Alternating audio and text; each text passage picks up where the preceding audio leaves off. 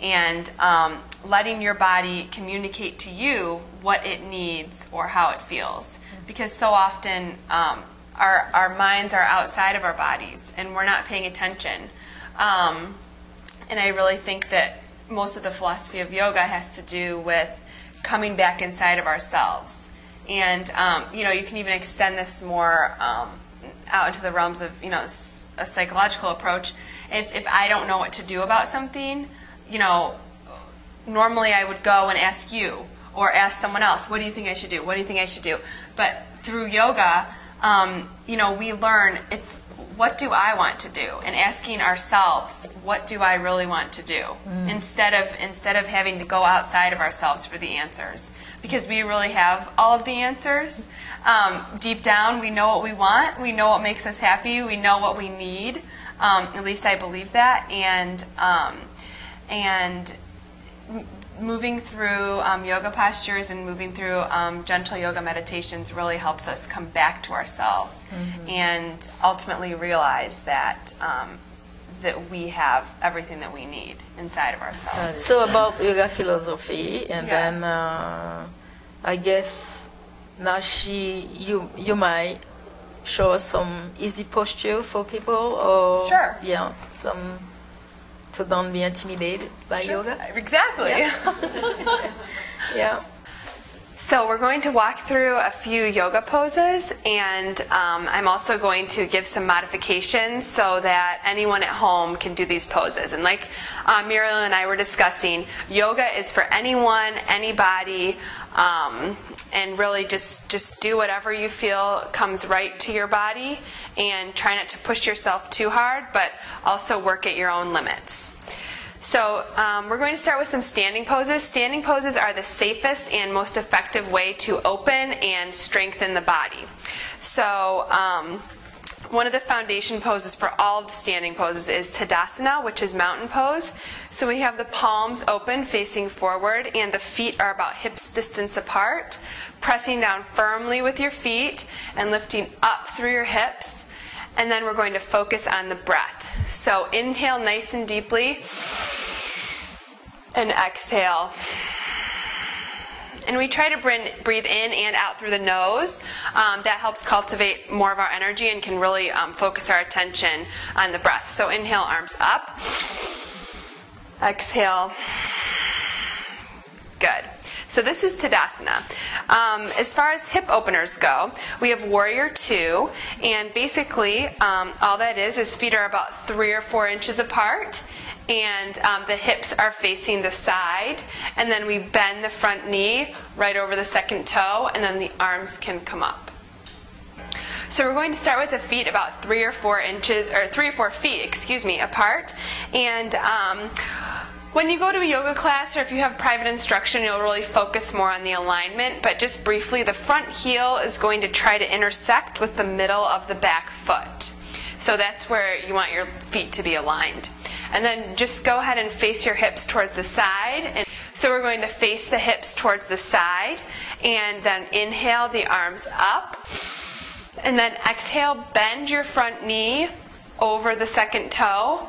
And again, any body, meaning any physical body, if you can stand up, you can probably do this pose. You don't need to bend your knee a lot. You can bend it a little bit, or you can go deeply, but make sure that you're only bending that leg over your ankle. Don't go any further than your ankle. Anybody can do this pose. If you can stand up and open your legs like this, you don't have to bend your knee a lot, but you can go a little bit deeper and make sure that your knee does not go past your ankle. We can also do extended warrior, or we can do reverse warrior, depending on what your body allows. And then to come out of this posture, we just bend the front knee and walk the back leg up to meet it. So in order to come out of this pose, we just bend the front knee a little bit more and step the other foot back up to meet it. That was Warrior 2. That tends to be a little bit easier because the hips are facing towards the side. Warrior 1, the hips are trying to face towards the front. The legs are still about 3 or 4 inches apart, but again, the hips are turning towards the front. So this can be a little bit more difficult. However, there are many variations to this pose. The actual warrior one looks like this. Okay, but we can move down onto the ground and show a variation of this pose. So instead of having both feet on the ground, you can lower down onto your knee, and that will also open the front hips here. Or you can come up onto the balls of your toes. So depending on your level and your strength and how flexible you are, any form of these of Warrior One can benefit you. Okay, let's move now to downward facing dog. There are also many variations of this, so I'm going to move down onto the mat now, and we're going to have the arms a little bit forward from the shoulders, and downward facing dog generally looks like this. So we push the tailbone up to the ceiling and reach the heels down towards the back of the mat. If you think that this looks impossible for you, here's one variation. Widen the stance a little bit and just have your feet mat's distance apart. You can also bend your knees, or you can even go up to a wall, have your hands on the wall and your legs back, and it's a hamstring stretch again. Something else on the floor, typically from downward facing dog, we move forward into chaturanga. So we're at the top of a push-up here. This really entails a lot of core strength. So if your core isn't that strong, or if you just physically cannot do this, you can come onto your knees. What we're trying to do is hug the elbows in and lower down, but leading with the chest. We're not going to drop like this. I'm sure, as Muriel can tell you, it really hurts the low back here, one of the major injuries in yoga. So if you can't stay here and lower down, leading with your chest, then you really need to come down onto your knees.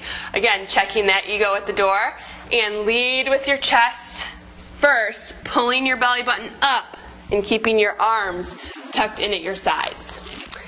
And now, usually after chaturanga, we do upward facing dog. So upward facing dog looks like this. Bringing the shoulders back, pressing down with the tops of the feet and looking up. But again, if you're not using the proper muscles, your low back will be way too far arched, and this will cause injury and strain to your low back. So a couple other forms of this are just placing your hands here and pressing down hard with the backs of your arms and looking up, or you can come up halfway like this, and then eventually you can come up all the way. Another great exercise that almost anyone can do is on your hands and knees. It's called cat and cow. We're going to inhale and look up, lead with the chest, and exhale, pull the belly button up and round the back. This really helps to strengthen the back and lengthen the spine, and this, along with other poses, actually create more space in between the vertebrae in the spine. So it helps elongate you, and it also helps relieve any muscular tension you may have around your spine. Let's see. We also have shoulder openers, so we can clasp the arms behind the back and open the shoulders. Again, if you're going like this, okay, your arms are really far up, but your shoulders are hunched. So our goal in this is to open the shoulders and then clasp the arms. So we may not be able to go up as high, but we're still, again, creating more space back here in the cervical spine and also down here in the thoracic spine while opening up the shoulder joints. So we thank Stehanie for her time and her beautiful yoga. Thank you. Then we hope seeing her soon for the following step, because people would like certainly to know more. And if you're interested in more yoga or more information, you can visit me online, Step It Up with Steph.